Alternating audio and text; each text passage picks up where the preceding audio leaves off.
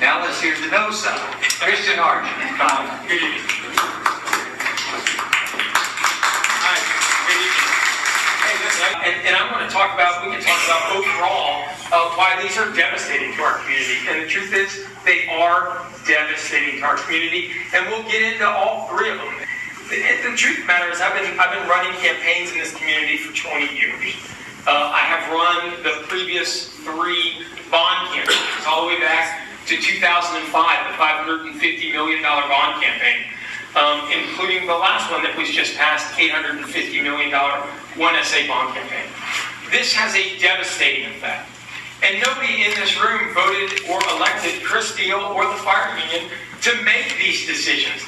That's why you have elected Councilman Perry. That's why you've elected Councilman Souls and Gallagher to make these decisions. And all of a sudden, they want that right. And the truth of the matter is this.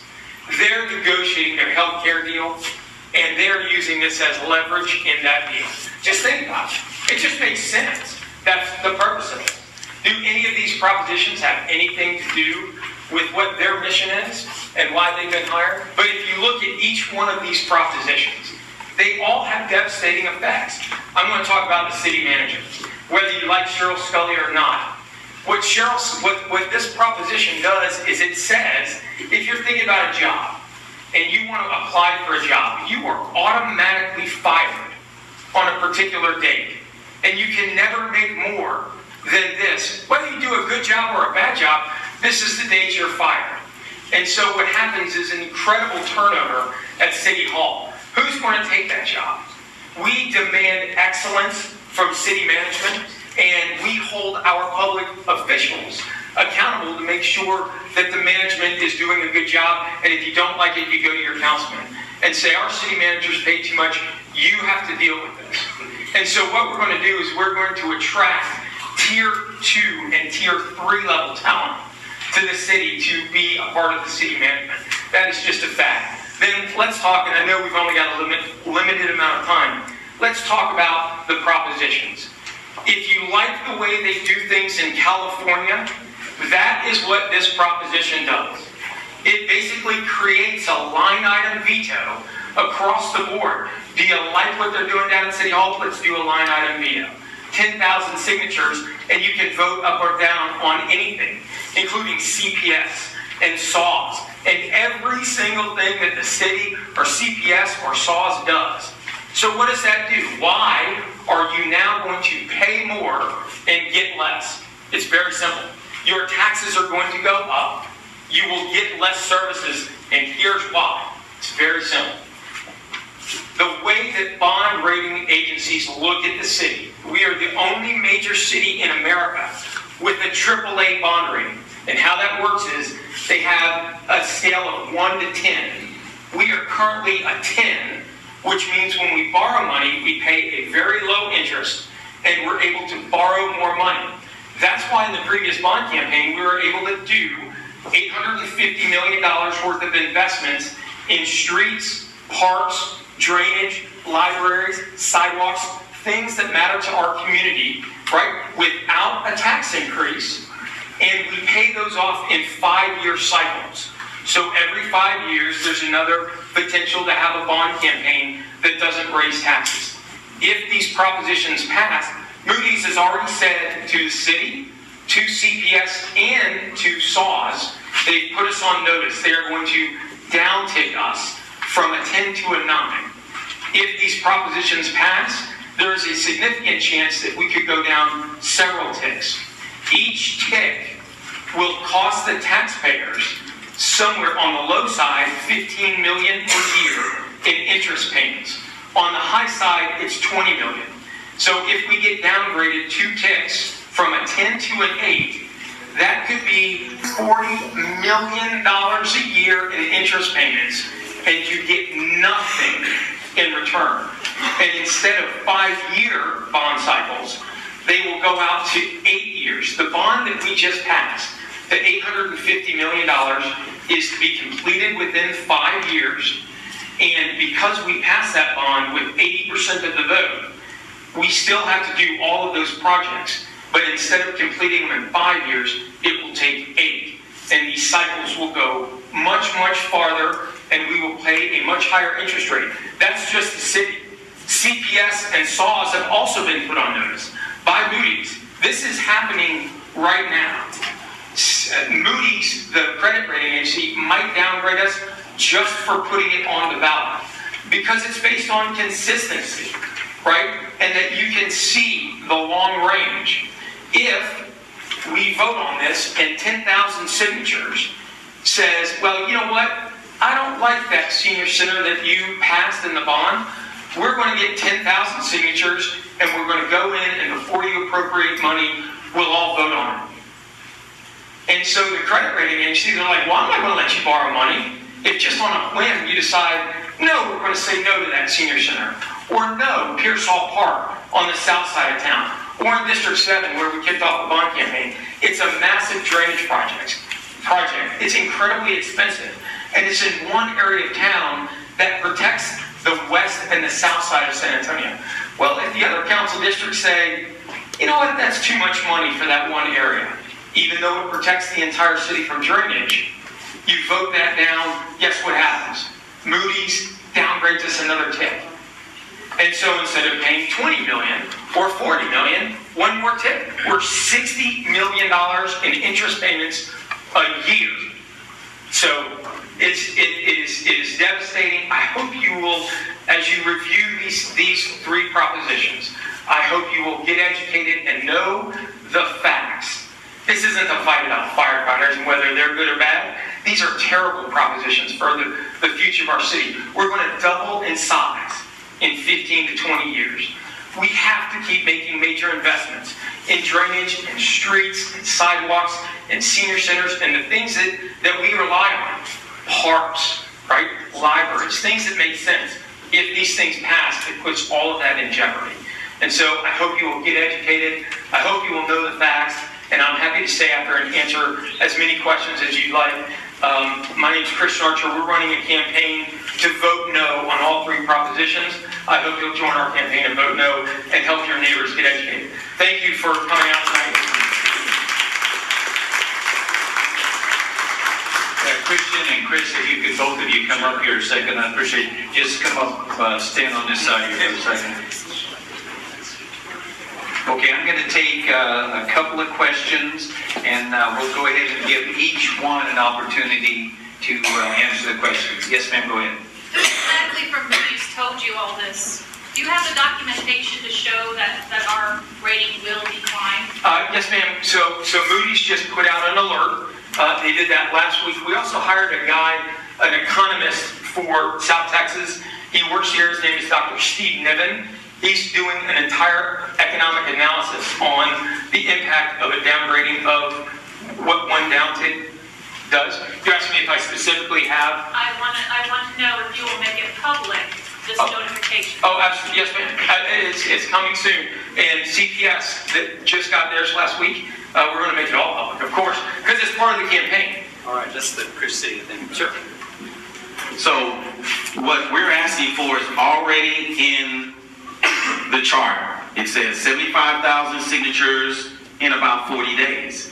So we have looked in that ourselves with Standard & Poor's and Moody's, and we are sure, and we're waiting on the SEC and some other information, and there's some individuals that are here, that it's not going to have any impact on the bond rating. I think the last thing I want to say is the citizens have been great at voting in things like bond increases and other things.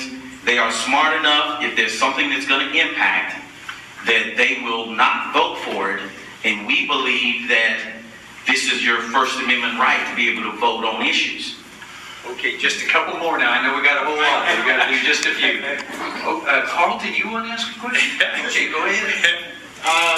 Actually, two questions. First, I heard two different numbers, 20,000 and 10,000 on the new signature. Which is correct? Is it 20 or 10? 20,000.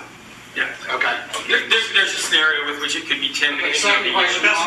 Second thing on the salary for the city manager.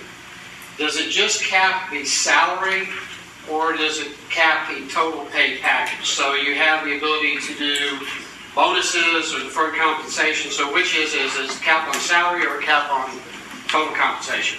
So it is a cap on total compensation because there's a lot of individuals that are upset with the $100,000 and $75,000 bonuses that are usually twice or three times as much as the average citizens make on a bonus. So it is in total, and I just want to also say, the Judge Wolf and the county administrator, they've got great talent according to Judge Wolf, and doesn't even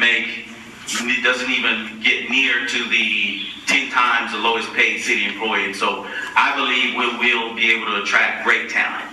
Be careful there, Chris, Christian, because the council doesn't get anywhere near what the judge gets. Well, just quickly, so every major employer in the city, including USAA, Valero, they have all come together, including Judge Wolf, to campaign against these propositions because they're devastating for the future of the city. Okay, just a couple more. Go ahead. I have a question for Christian. Okay. It has to do with numbers. For me, right? Yes. Dan. You referred to an $850 million bond. Yes. Yeah. The $850 million bond. But of course, but we it really turns out to be 1.32 billion. Why does the city come to us for $850 million when we know it's going to cost $1.32 billion? And why does Mr. Ben Gorzel hide that information from us, despite inquiries going to the city, to the Attorney General, asking for compliance with the open records request? Numbers can be manipulated. All right, we got it, Stan. Well, I don't even know how to answer that question, other than Unexpected, too. There is no answer. it's so weird. I don't even know where to begin. I can just tell you that the $850 million bond package was put before the citizens, and over 80% Stan decided that they wanted those investments. Yes, we recall. All right. You want that? Okay. All right. Okay, go ahead. My question is, what's the difference between a bond rating and a credit score? Because you can rebuild your credit in about 3 years if you file bankruptcy tomorrow. So why is that so detrimental? Yes, it's very easy. So as we have a AAA bond rating, we're able to make the kind of big long-term investments in streets and drainage. And I can tell you, back in 2012, Every time it rains. Look, I think that the needs, I bet Councilman Gallagher or Harry could tell us, the needs for the city when it comes to drainage and streets is in the terms of billions of dollars for drainage and streets. So I think the truth of the matter is we want to keep making big investments, and the only way to do that is by doing it via bond packages that don't raise taxes. Okay, Chris wants to make a comment on that one too. Go ahead. Yeah, I think you're right, sir, and I appreciate that question. And, when you talk about bonds and the rating and things like that, I believe that, it's just more debt that they're trying to get into. But the question that we want to pose to the individuals is, when you're talking about all of these things, I want you to understand they're scare tactics. We're going to definitely try to address those formally with some formal documentation from some individuals that are experts in the matter. Very good. Okay, back here, go ahead. Yes, quick question. On this, y'all are saying about to get something on the ballot, access 20,000 voters. What are the other cities in Texas doing? Are they 70,000? Does anybody know? Why all of a sudden is 20,000 the threshold? Because I've signed numerous petitions to get things on the ballot, or to get somebody, mainly to get somebody on the ballot. Do we know what other cities do here in Texas? Is this a real issue or a non-issue? So, most of the cities in Texas are nearer to the Texas Constitution level. So, I just need a real quick explanation to the folks. When we have done the charter changes, it's been 20,000 signatures. And when you undo a city ordinance, they raised that number and made it kind of onerous for the people to have a voice. And what we're trying to do is just bring it back to the same level that it takes to change a charter. And so it's really already in the Texas Constitution, but the local municipality can raise it up. and that's what happened here, and we just want to bring it back down. And when you talk about voter access, what we believe is that there's only 7% of the people vote in city elections, but they really do come out when it's time to vote for issues.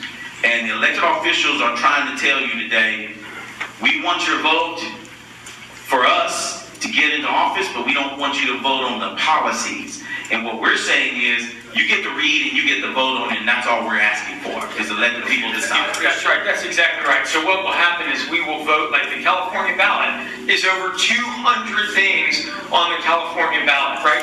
That's why we elected council people to do that, right? Otherwise, I promise you, within a year, your ballot will go down and you will have no idea on all of the things that will appear on the ballot that should never be on the ballot. That's why you have elected representatives.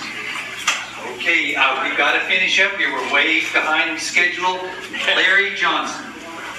Yeah, I just want to ask the gentleman who spoke in opposition to the three propositions that he gave no opposition to proposition number 2, which had to do with the binding arbitration. Yeah, I hope you will vote no on all three, because it just basically takes any type of negotiating out of, I mean, look, the firefighters deserve great health care, and they ought to negotiate with the city to be able to get great health care.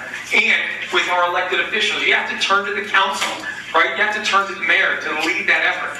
This basically takes that out and puts an arbitrator in place of the negotiation that should happen. So I hope you will vote no on all three propositions. They're all bad for the future of our city. Okay, let's see. Christian, you've got the last. Chris, you've got the last word here. I want to thank everybody for their time. It's really an honor for us firefighters to continue to serve you regardless of what happens here.